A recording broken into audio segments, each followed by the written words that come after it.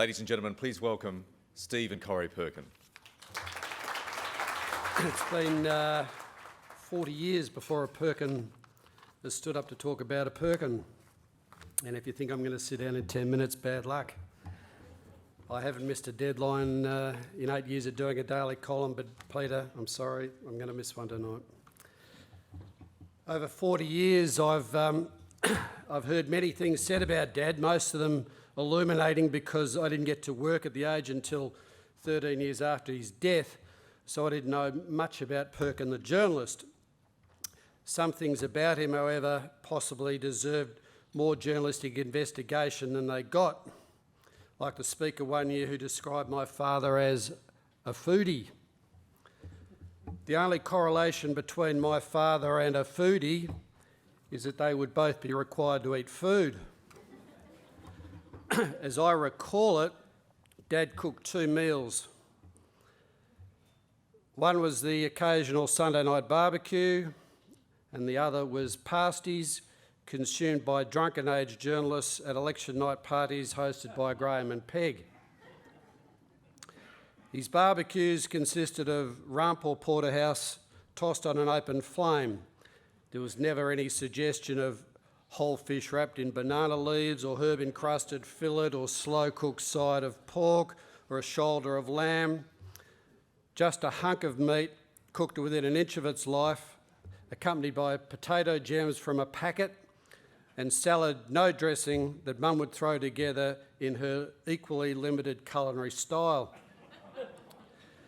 As for the pasties, I seem to recall it was Mum and I who stood for hours mincing meat and vegetables with a hand mincer clamped to the bench, while Dad seemed to take an eternity getting the pastry right, despite being the son of a baker.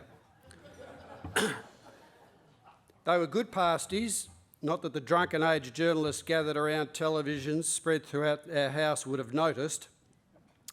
Some of those drunken age journalists are in this room now, but what happened at Perkin parties stays at Perkin parties, don't they, Ranald?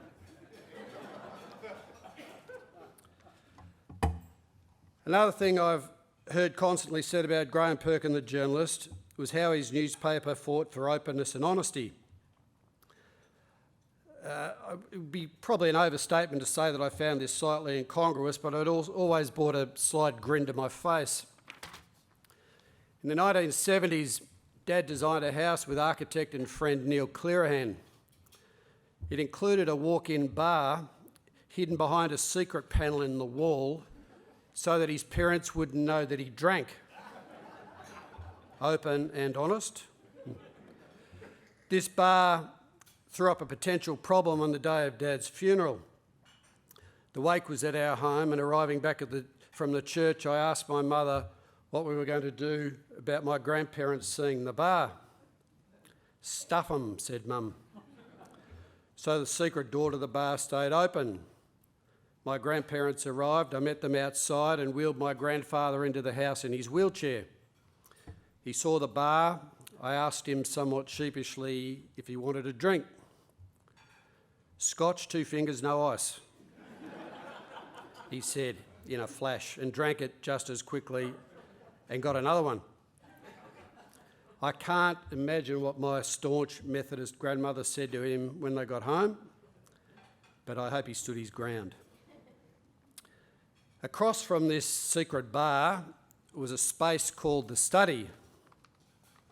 Dad was never home long enough to frequent the study, and I was very rarely ever in it, and Corrie was too young to ever set foot in it. But on one particular night, I was sitting there when Dad came home, as he did, around midnight. He asked me what I was doing. I said, "I'm trying to get my head around this essay topic." I was at university at the time. He said, "What's the topic?" I said, "Pluralism maintains the illusion of a diffusion of power amidst its actual concentration in a few hands." What have you written so far?" he said. "Nothing," I said. "I'm still trying to figure out what the topic means." Dad then sat down at his typewriter. and started tapping away. And without a word of a lie, he typed 2 foolscap pages, A4, tightly spaced. I didn't know this because I'd gone to bed, but I woke up in the morning to find them on the bench. Now, at this point, I had 2 options. I could take Dad's words and incorporate them into my own arguments, or I could put my name on it and hand it in. I put my name on it and handed it in. Not only that, I didn't bother to read it, which made it very difficult when the tutor asked me a week or 2 later to explain my theories to the class. I didn't write it, I said. No bullshit, he said. I didn't think you wrote it because it scored top marks. Yes, of the 30 or so people who wrote on that essay topic in that year, my father got the best marks. It shows what you can learn by reading newspapers. For the record, I dropped out of uni a week or 2 later, glad to be gone and comforted in the knowledge that the Herald Chief of Staff, Jeff Clancy, had already promised me a cadetship whenever I wanted one. Thank God for nepotism. I'd met Mr. Clancy some months earlier when my father suggested I should apply to the Herald to be their La Trobe University stringer. I didn't even know what a stringer was. It sounded like someone who played a guitar, but he explained it to me that it simply involved ringing the paper if something interesting happened on campus, and it did. Week 2, and the students protested against the Vietnam War, overtook the administration building and hid 2 draft dodgers in the university colleges, moving them daily so that the federal police couldn't find them. I slept 2 nights on a floor in the admin building, coming out in the morning to tell a reporter, who at the time was the then the Collingwood footballer Peter Ekins, what was going on. After 2 days in which Peter obtained 2 front page leads, I was sent a cheque for $18. I took it to my father, suggesting it was a bit on the light side considering what I'd gone through and for what the Herald had got out of it. You've just learned the first lesson of journalism, Dad said. It doesn't pay. These days I write a daily column in the Herald Sun, and I'm quite often invited to speak to various bodies like Rotary, Probus and assorted church groups where the audiences are of an age that they grew up with Graham Perkin. And I'm sometimes asked if you influenced me in my career. I tell them that apart from the benefits of nepotism, his influence was enormous, but perhaps not in a way they might imagine. My father died at home. I initiated what I knew of CPR until a family doctor arrived, at which point he relieved me and told me that Dad's heart attack was massive and death would have been instant. I looked at my father lying there, and as clearly as I'm standing here now, I remember thinking to myself, I bet the last thought that went through your head wasn't, I wished I'd worked harder. This was my father's unintentional life message to his son: maintain a balance in life. My father had chosen his life's priorities, and he was dead at 45. Journalism, as he once told me, mightn't pay, but he paid, and he paid big time. Had he chosen different priorities, he might still be alive today. An 85-year-old, enjoying the company of his first great-grandchild, or coming fishing with me on the boat that one of his grandsons has restored, or browsing his daughter's bookshops, or enjoying family meals and seeing what could really be done on a barbecue. But his priorities were set and they were rigid. He worked long hours despite his chest sending him warnings. He was back at work a week after having a chunk of his bowel removed because of bowel cancer. He smoked 3 or 4 packets of Camel filterless cigarettes each day despite not having the strength to complete 9 holes of golf with a mate and I a few months before he died. He worked from home on weekends, and holidays, wherever we went, were designed around him being able to buy his morning newspapers. His work ethic meant that my father wasn't somebody I knew particularly well. This was crystallised for me at his funeral. To have a major city church full of people was surprising enough, but to walk out the doors and see the streets lined with mourners was something I couldn't comprehend. For my mother, this moment was overwhelming. As we stood at the top of the steps, Peg was on my right arm. She looked at the crowd, said, "Oh my God," and started to faint. Thankfully, Andrew Peacock stepped forward and took her other arm, otherwise Peg would have hit the ground. People all my life have asked, "Are you Graham Perkin's son?" I know Corrie gets asked this too, and I know, like me, she answers with pride. I've often wondered that given a second chance of life, would Dad have done anything differently? We'll never know, because as somebody once said, shit happens. And it happened. I'd like to thank the Press Club for this opportunity. Thank you.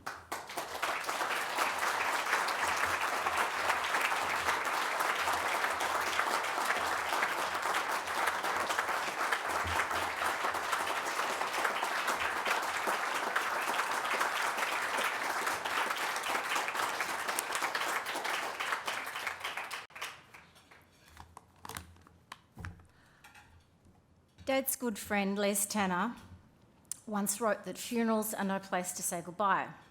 I agree. I also think that the idea of visiting the Springvale Cemetery on the 40th anniversary of your father's death is pretty grim. It's also a bloody long way to drive. Much more appropriate that we gather instead as a bunch of journos and colleagues and old friends and family members and share a dinner and a bottle of red. I was thinking about Les Tanner earlier this week, actually. One day, and I guess it was in the early 80s, Les and I were having one of our occasional cups of tea in the swell surroundings of the aged canteen known as the Tremaine Tavern, when I told him that the previous night I'd had a visit from Dad while working in the reporter's room filing for the first edition. Tanner almost swallowed his little German voice box machine thingy in shock. "Jesus," he replied, or rather transmitted. "What happened?" And I explained that while typing away, I felt a very strong physical presence behind me. I thought it was Mike Smith or Pat Boyce or Mark Baker or one of the news editors. And of course, I turned around to acknowledge them, but there was no one there. I then explained to Les that I suddenly had this warm feeling like the air was giving me a big hug. "I think it was Dad telling me to hurry up with my copy," I told Les. Tanner kept chuckling and didn't even pretend to take me seriously. "Oh, Graham comes and visits me all the time," he said. "Really?" "Oh, yes," said Tanner.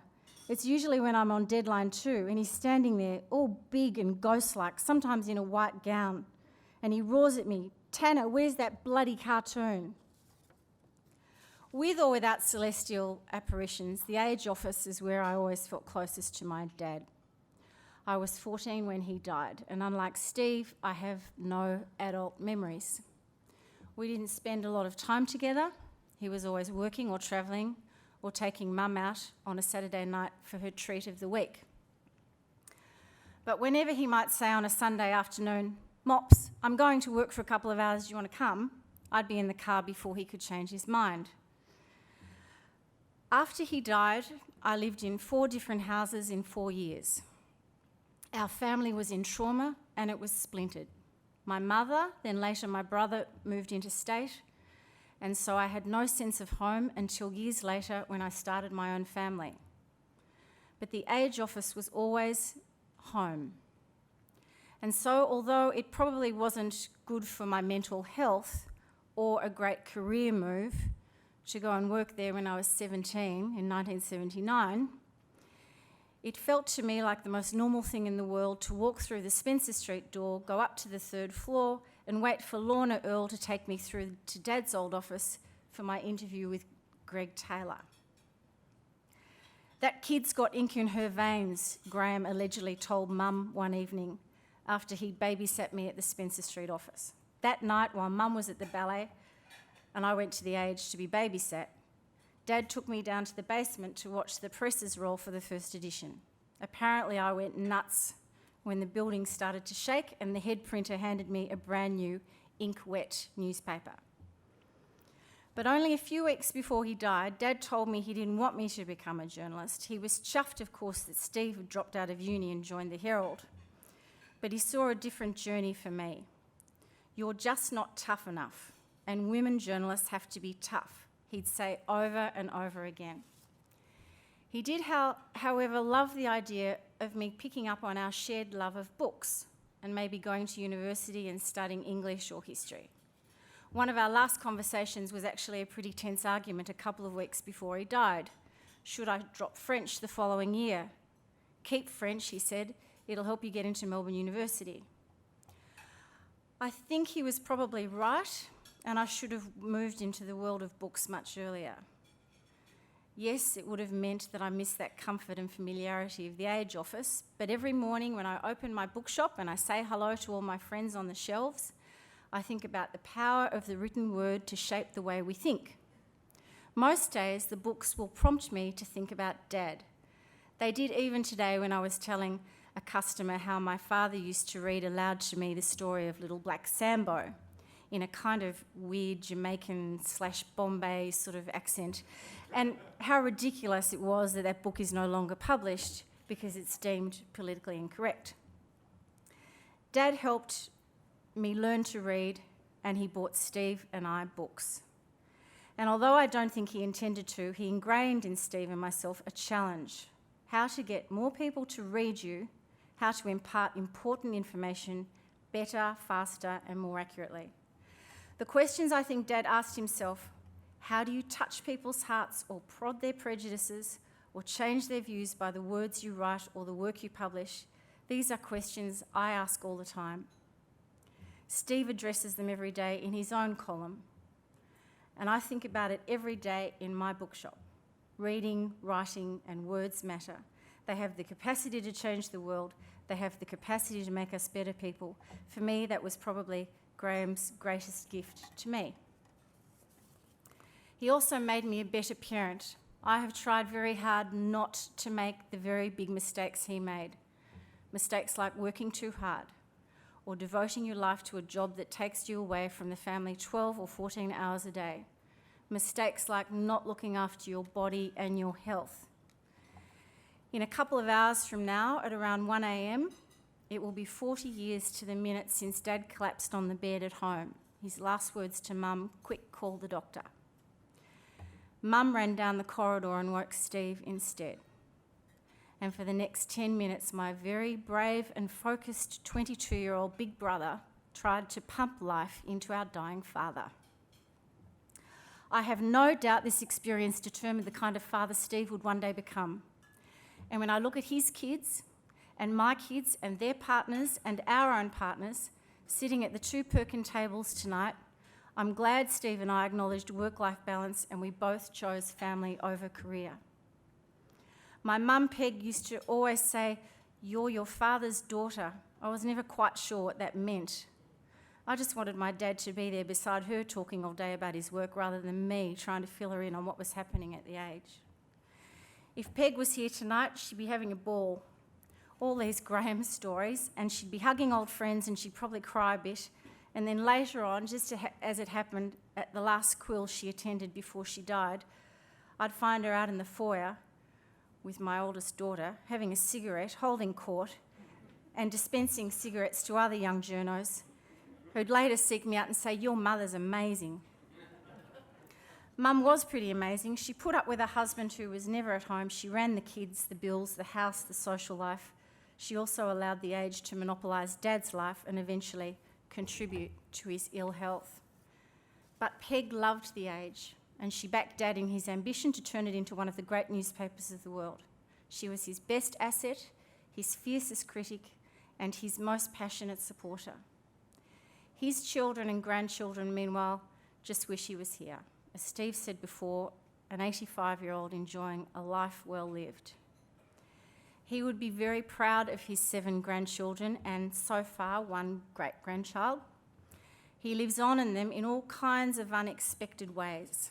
Some of them share his love of books and words. Some work in the communications business and in newspapers. A few of them have his eyes, his furrowed brow, his flaring nostrils, and a couple of them have his renegade curly hair. All have inherited his work ethic and his ambition to do well and be a good person. On behalf of our family, we thank the Melbourne Press Club for embracing this anniversary. We thank the sponsors, we thank Mark Baker and Mike Smith, and we would particularly like to thank Ranald MacDonald and his lovely wife Tricia. Ranald, without you, none of this would ever have happened. There would be no Graham Perkin age. We thank everybody for acknowledging Dad's contribution to journalism. We are grateful that our kids were given this opportunity tonight to learn more about their grandfather. And we thank a vast cast of colourful characters and brilliant minds who shared Dad's vision and who worked hard to help him achieve his dreams. You are also the heroes of this story. Thank you very much.